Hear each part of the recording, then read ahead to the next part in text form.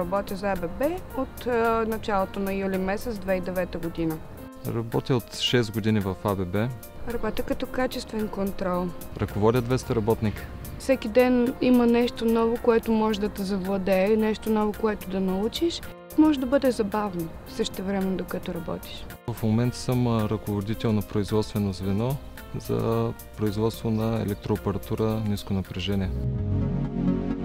Бяхме на работа, имахме много дълго обучение от италианци. Да кажем, аз се направих първата крачка. Той нямаше какво да обядва в случая и съответно аз го почерпих от моя сандвич.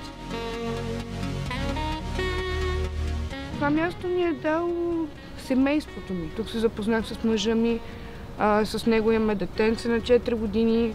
Фирмата ми даде възможност да изградя едно прекрасно семейство, на което се радвам всеки ден. Камелия е всичко, щастието в моя живот.